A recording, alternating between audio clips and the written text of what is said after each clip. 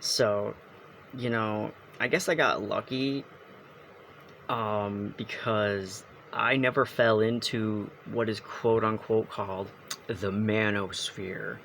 Now, I've always been in economic disparity. I've never been that well off, so I mean, I feel like guys just like to blame all their issues on women, anyways, for the most part, especially in economic decline when they still have this in their head that there's the hypergamy when men are the ones that want them to be like that so they can be hooked on the dude. But when a woman is like obvious about it, it's like, no, I don't want this. Oh, no, of course not.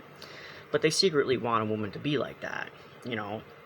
It seems like dating archetypes have descended into dark triad traits, which is just like narcissism and like psychosis and like very odd anachronistic behaviors, like gold digging, I guess. But I don't know. I don't think that's the greatest threat.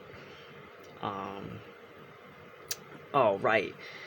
So I had strategies, of course, as a dude trying to like get the at the time when I thought she was a girl, like trying to get her. For instance, I don't know if I should be saying this, but because I don't want to influence some weirdo incel, but I thought I did this once to get her attention. So I pretended to type to my friend about how much I liked her. And so I pretend to accidentally send it to her. And I don't know what happened. I don't know if I did that. Maybe she thought it was like obvious that I sent it on purpose or something. Um, Hold on.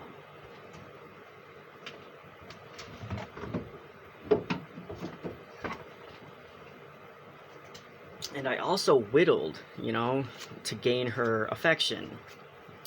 I carved this, which honestly used to be a lot longer, but yeah, it's just like this, I don't know, this type of animal skull head thing. And I painted it like back in 2012, I think, and I carved it and whatnot. It was super cool. I was so invested in trying to get her attention. Um, yeah, and another dumb thing I did, makes no sense thinking about it, and she told me at the time, this is kind of ridiculous you're doing that, but I tried to mix different languages together because I thought it would be cool. None of y'all need to tell me how ridiculous that is because he already tells me how ridiculous it was. But yeah, um, yeah. I mean, there's other things that I did, but I'm not really gonna talk about it. But like, there's lots of things that women like that aren't just you expecting them to be on a market or expecting they want a certain thing. Now, women are a lot more alert these days because of just the incel and whatnot, and it's probably a good thing. Like, it's definitely a strategy in our own wild. Uh, yeah. So I don't know if any of these strategies would have actually worked these days, because you know, but you know, I have a hard time saying to dudes if it's warranted, then go for it, because guys just weaponize consent. They weaponize yes and they weaponize no. Like, for instance, like with no, it's like it has to be so explicit and obvious or else she's to blame, because it's all her responsibility, dudes claim. um and yes is far more disturbing in my opinion. It's just like the biggest trap in the world, because let's say she or he, whatever, they both plan like to have sex at like 5 o'clock, and so 5 o'clock runs around, and so you think the consent's still up despite no communication, no like feedback from like the context, and like if anything else came up, like for you to act on the 5 o'clock would be really messed up. Yep.